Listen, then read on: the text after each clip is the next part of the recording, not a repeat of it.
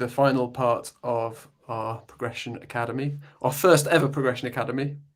So thank you everyone that has joined throughout all 4 sessions. Hopefully this one will be valuable and useful, and I'll make sure that we have enough time for some questions and a bit of discussion as part of this session too. So we can be pretty chilled, but there's plenty of stuff to get through as well. So I'm Johnny. I'm one of the founders of Progression. Joining for this last, the final 4th part. I've been thinking about this problem for years, 3 years at Progression, and then years before that, building these kind of things as part of fast-growing startups and helping others to do so too. So hopefully I can speak from some experience, but also I'm sure that there's people out there who have done this before and are looking for a better way. So really interested in everyone's thoughts and ideas and questions as we go along. And in fact, as part of that, if I can get my slides working, this is the final part, as I mentioned before. So you can go back and watch the previous parts if you want to. They're all on progression.co/events, which I'm sure Alex can share in the chat as well. All good stuff. So if you want to sort of start again, then feel free to do that. But we can answer questions about any part of the process as part of this one, if useful, if you're still stuck on a previous part. In fact, we have a poll ready, I think, Alex. Okay, there we go. Oh, we're such a slick operation. If anyone wants to quickly click on an option in our poll. So for those people watching back, the question is, what stage are you at right now?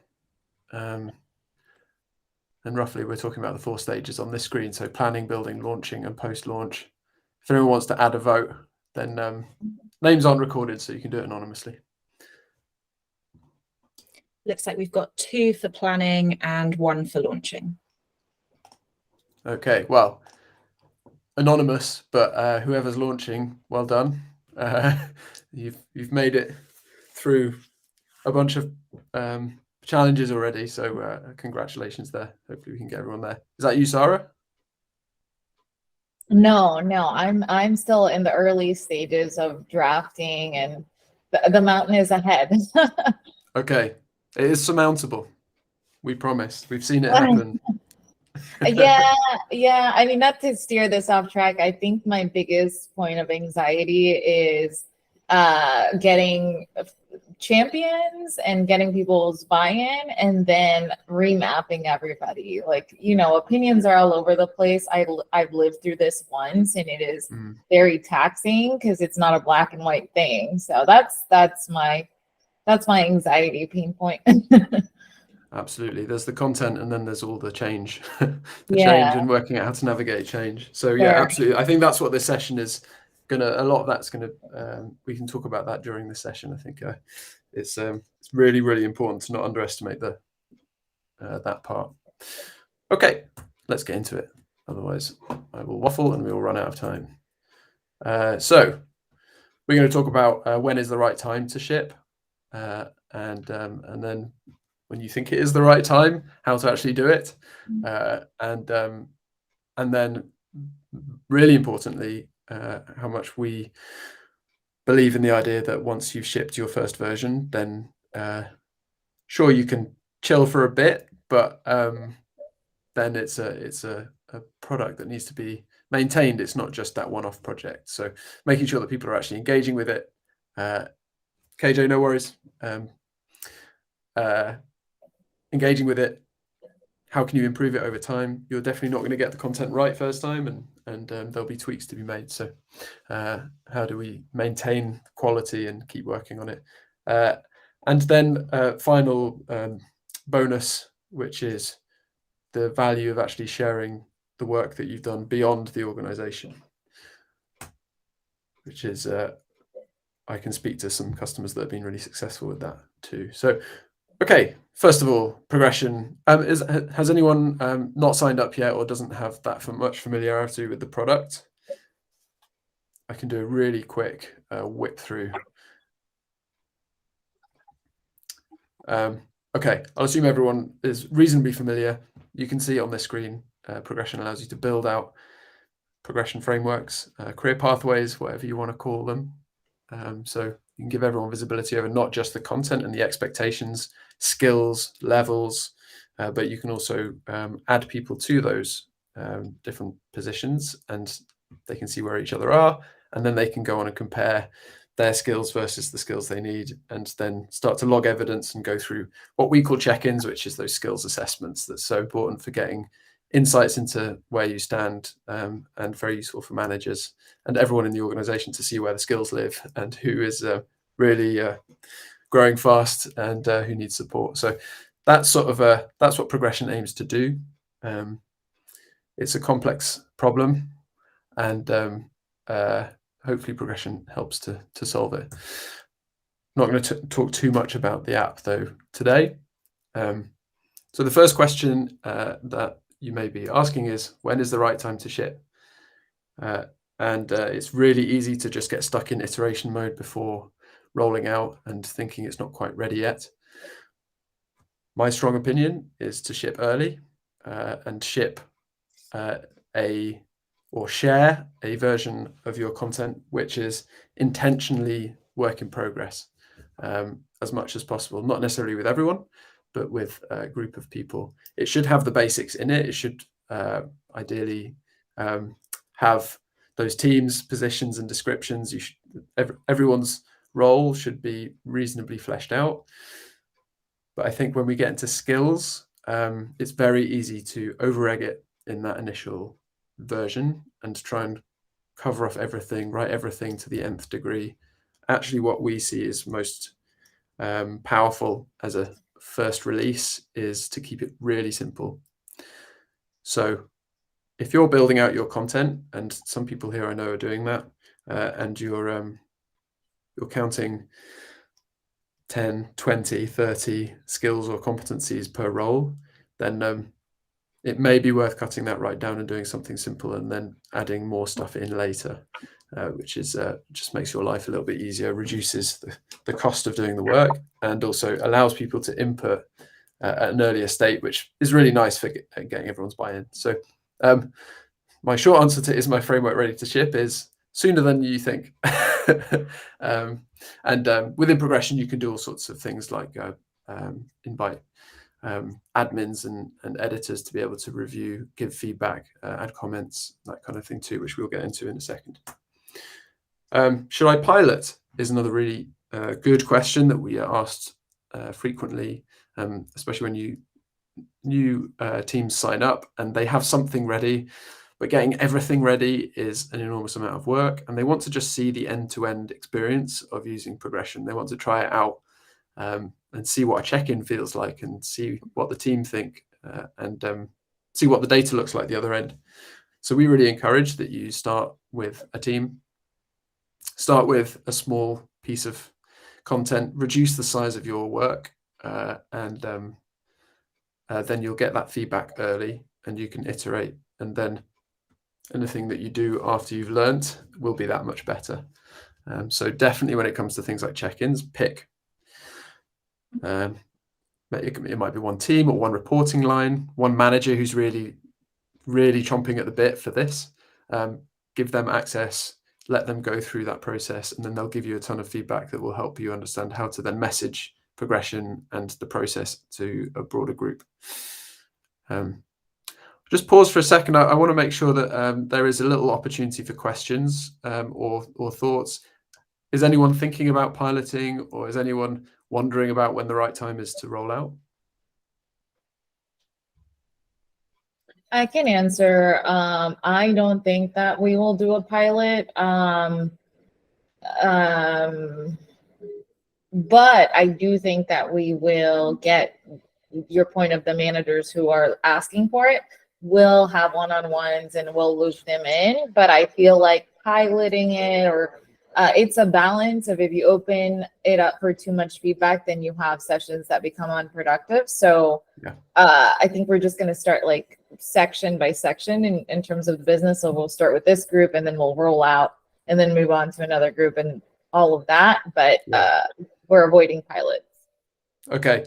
that's really interesting. A good nuance to it, and yeah, it can slow things down if you're like, everyone give feedback, and then you feel an onus to then act on all of it. Yeah, sometimes you just need to keep it closer to your chest and just get it done. Great. So next up, how should I land the framework?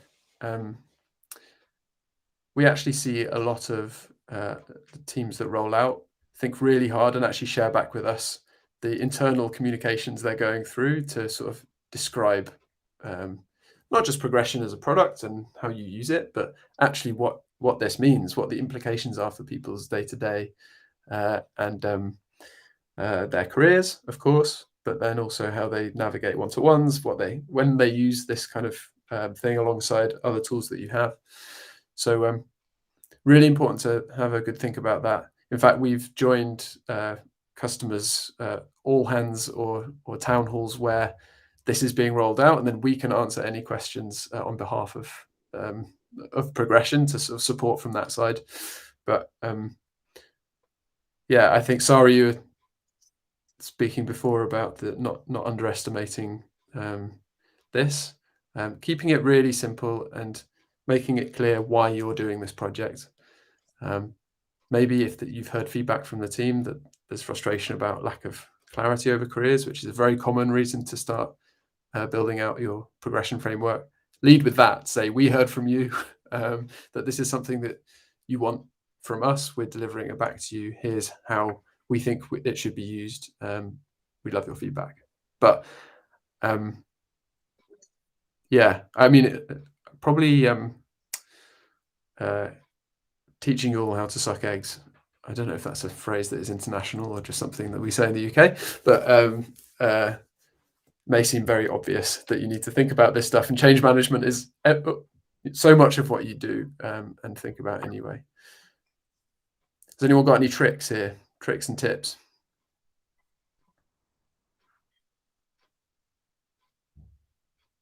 So I will say, when I have done this in the past, when it is ready for rollout, what has been really helpful is doing a roadshow. And so when I did do this in the past, it was pre-COVID, where you could actually do this in person. The world's a little bit more virtual now, but I think those work just as well. But a little bit of a roadshow where you have maybe smaller teams that are actually our teams I really like. I actually don't love all hands. I just don't like them for that. But yeah, road shows more time, but worth the time, I think. Yeah, great. Yeah, you get smaller, more meaningful discussion and better feedback when people are in smaller groups, probably. You might get the nuance of different teams and different cultures appearing as well. Some teams are really up for it because they've asked for it, and other teams are like, another tool or another thing that I have to think about. So getting a sense of who are going to be your early adopters and who are going to be your laggards is also very useful. Okay, fantastic. Again, please do ask in the chat if there's any questions as we go along. We can cover them at the end, or we can talk about them as we go. Or raise your hand. There's a little hand raisey gesture thing in the bottom of the Google Meet. So useful things that over time we will support with, and please do ask if there's something that you think we might have that we can share with you.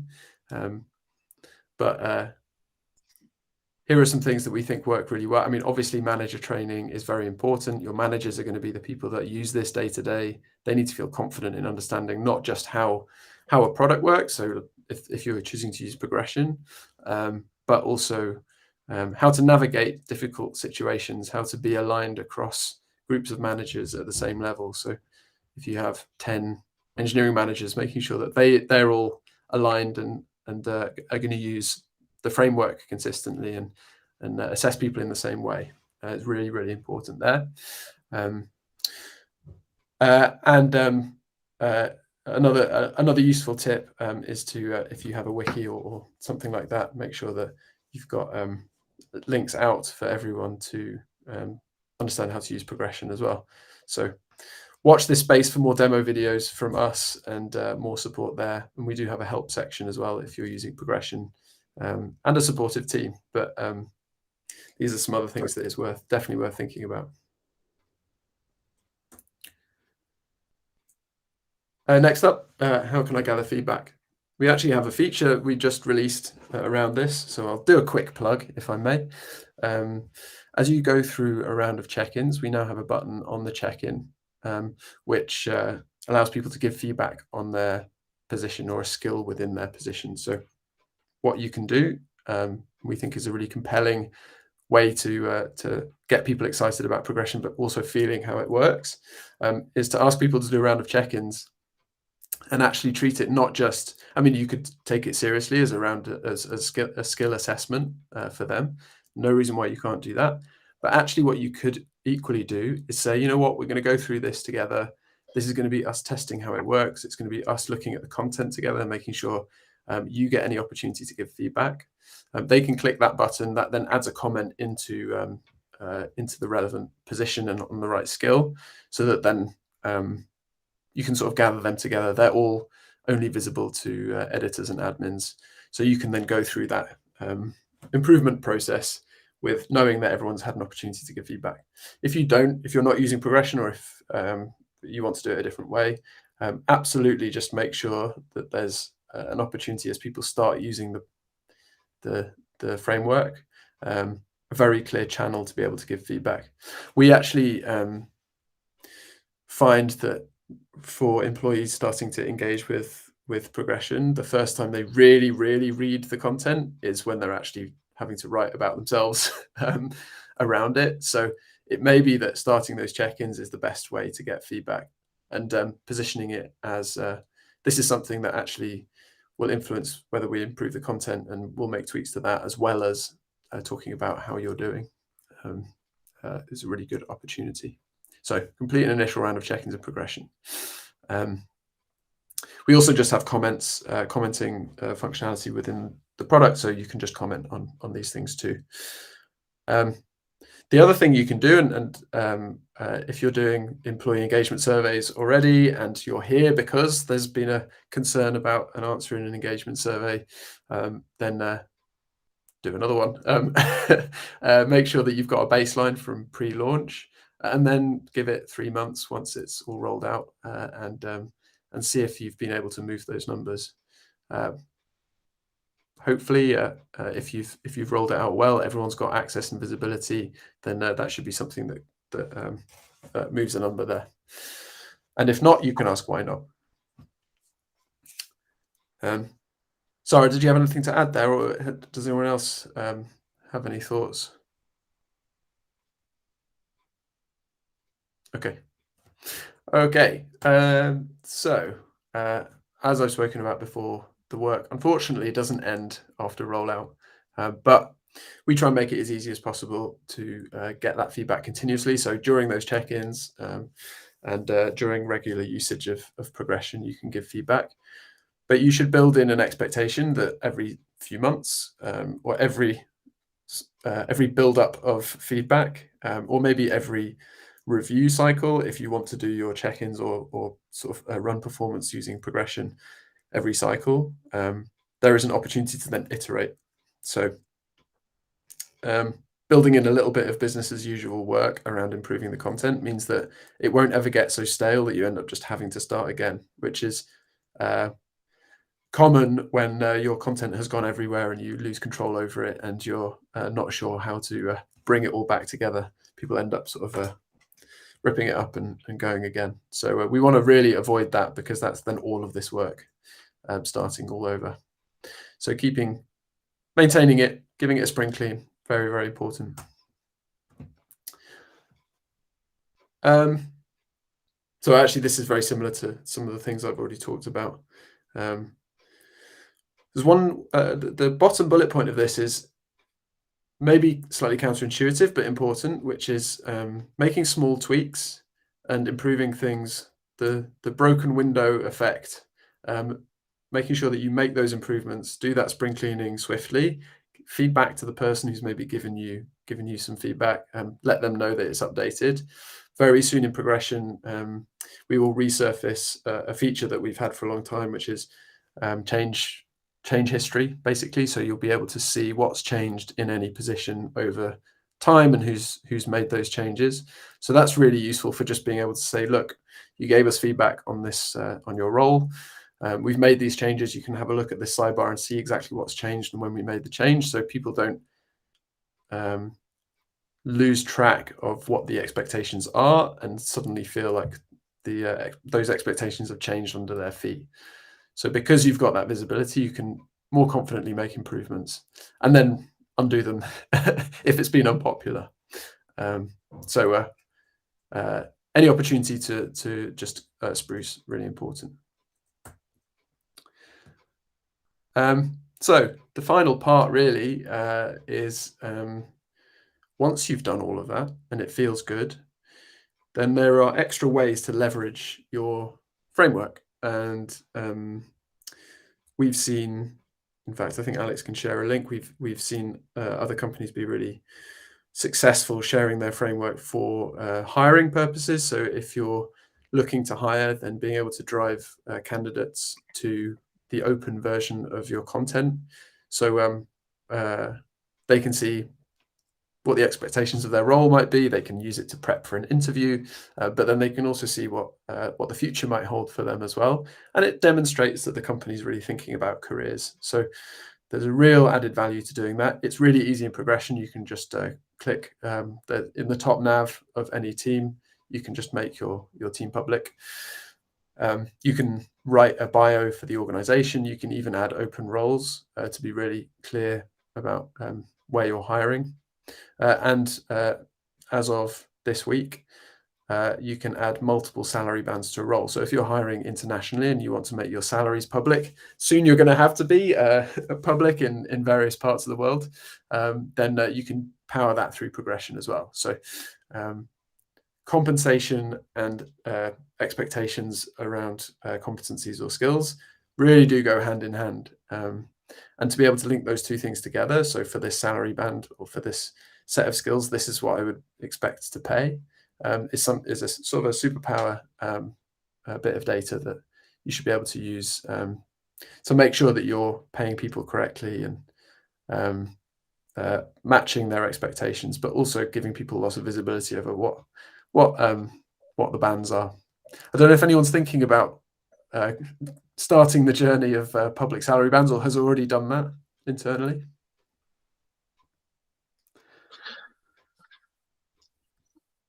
I can just comment on that. So when I did it last time, we never got to the compensation part. And I don't know why. I think it was just too big of an organization at that point. But the goal here is to link them, but I don't think we're going to be able to do them at the same time. So basically the thought is frameworks 2023, and we tell employees that our goal is to link competencies to compensation, and that's a 2024 project. The thing is, I'm even hesitant to say that that's the goal just because it's sensitive, but of course, yeah.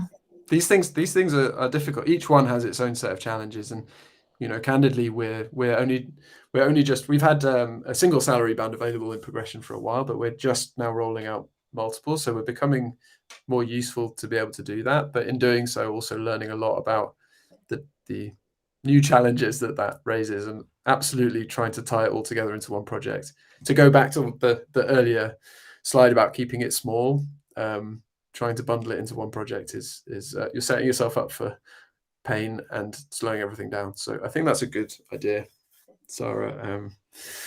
And compensation is when the rubber hits the road. So I think employees will really lean into it once you roll it out, but you have to get it right. Great, but you can make your framework public without the salary bands, and I think that there's still an enormous amount of value in that. So do check out the links that Alex has shared. Okay, how are we for time? I feel like I've absolutely whipped through this, but okay, we're at half an hour. We can definitely spend a little bit of time on more questions if there are any. I have a question for you.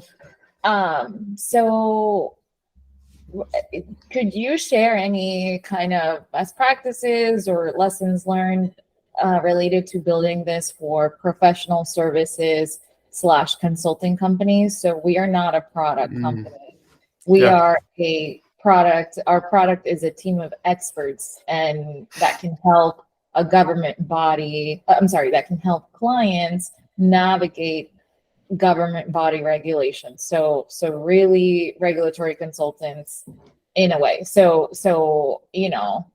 it's hard to build this. Well, I feel like building the competencies might be relatively easy. Where it gets hard is who manages who's incentivized for growing the business versus management versus being an expert. That's the tough part. Do you have any insight working with others? I know that you guys mostly do engineering and product-based companies. Yeah, we definitely started our center of mass is in startups, probably, but we actually do have quite a few more consultancy type companies using progression. I can't necessarily speak to the nuance you describe. I know that consulting companies have slightly different needs, and there's much more of a need around that I've seen around being able to put people on projects and working out where the skills are within the organization, and that conversation you're constantly having about, okay, who's free versus which clients just come in, is a bigger thing that we hear. Progression holds a bunch of data around skills and who has them. So that's something that we hear more probably from that group of people. And I think also titling works differently. There's a slightly different set of incentives around who gets which title, especially if you're billable. So that's an interesting nuance that I've heard. But I don't know if either of those are resonating with you, or whether it's something else that you're finding challenging. Yeah, no, it is resonating. So yeah, the billable people, we want to title them technical SMEs, right? And the people who manage and grow the business, we want to call them managing, I don't know, director versus technical director. And so we just iron that out. So yeah, resourcing is definitely a thing, but not as much as part of this discussion. It's really, how can you set up a structure that is scalable, and guides people. Managing people is not easy, and neither is growing the business. So that I think is the challenge. Yeah, absolutely. And complexity around reporting lines, and people moving between managers often. And we can probably dig into that if you want to chat more another time. Then I'd be fascinated to know a little bit more about the challenges you're hearing. Yeah, absolutely. Anyone else got any thoughts or reactions to anything you've heard today? Or maybe there's another question that you're struggling with that we can talk about. Really, any aspect of everyone's here because they're trying to solve this problem on some level. So what's your current challenge? For us, the challenge that I'm looking at right now is the balance between technical and soft skills on the progression framework. We're a software development team. It's quite a small team, and not everybody's interested in that human team lead role. So it's kind of, how do I balance between the amount of skills that we've got for the technical side versus the human and leadership side? Yeah, interesting. Are you thinking about sort of the parallel tracks of senior ICs and being able to support people to get senior without going into management? Yeah, exactly. Yeah, so we've got kind of at the fourth level, you can flip it either into team leading or going into principal technology development. Yeah, and you sort of want enough weighting on those to be able to be as impactful, I suppose, as the team leadership stuff. It's hard because by being a manager, almost by definition, you have the influence of an entire team underneath you, to be able to leverage to have business impact. So there is a really hard challenge there. We really believe in senior ICs and allowing people to not be a manager. It's a real failure state, we believe, if your most senior doer, who is the most efficient and most powerful part of your engineering team in this example, you turn into a manager, and they may not be a great manager, because there's no guarantee that if you're a good IC, you're going to be a good manager. So there's a challenge there. And also you've lost someone who is shipping a ton of code. So forcing people to be managers doesn't feel right. But then in order for people to actually be comfortable not being a manager and staying at the organization, then you need to give them a viable alternative. So Ben, I don't have any, without knowing a little bit more about your setup, hard for me to give too many tips, but I absolutely agree with the challenge. And some of it is probably cultural and beyond the realms of a progression framework, really, to just make sure that senior ICs are visible and celebrated as well. And maybe equally compensated, which is another, to go back to another conversation. Yeah, what I would say is artificially trying to sort of create more technical skills may mean you end up just bloating your content. So the way it works in progression, at least, is everything is you get the radar diagram, and everything is just sort of a percentage of that. So actually you can be doing just fine, but with fewer skills. You can be sort of an equal level of seniority, if that makes sense. Yeah, I think the way I'm looking at approaching it right now is actually trimming out some of the human, or combining a few of the kind of human leadership type skills as well. Yeah. Just to, because like you say, I don't want to have just 100 skills. You absolutely don't want to have 100 everything. skills. Yeah. You'll struggle to get people through their check-ins if you have 100 skills. I would definitely say that. We like within our team, it's like a dozen. If you've got a dozen, then that's definitely enough for granularity and a really good conversation.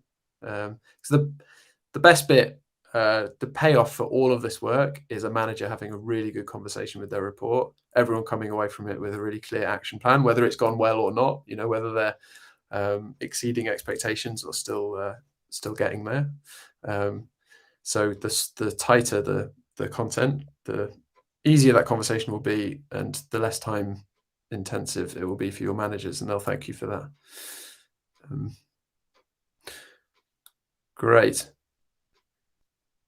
Any more? I'd love one more current challenge to end with, and then we can call it a day. Don't worry if not. Okay. Well, I will leave you with a couple of extra things that you can do. So we have a community, which Alex has just shared. You are so speedy, Alex. That's incredible. So if you want to join chat async with us on Slack, then a bunch of us are on that community, and yeah, it means you can sort of work through things at your own pace and ask questions when you need. We're responsive on there, and I think that's it. Oh no, there we go. I knew there was another slide. First up, this has probably been shared on previous sessions, so you may already have it, but our Notion checklist of what you need to do.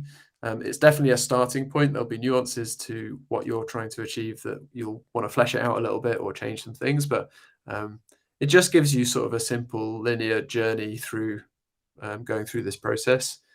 And everyone likes a checklist and ticking things off, so do grab that. And if anyone's already using it, I'd love to hear. Really interested in that. And then we have a module for admins that you can head to our help center to read. There we go. Another perfectly timed link. And of course, we're always available on our support or our chat bubble if you go on our website. So do feel free to just give us a shout there. Fantastic. That's it. There are no more slides. I'm pressing and nothing is happening. So that's the end. Thank you everyone for joining. Thank you for joining all 4. If you've done all 4, you are heroes. Please don't be strangers as you go through this journey. We're with you every step of the way. It can feel lonely getting through it. We're here to help. So yeah, please do feel free to get in touch.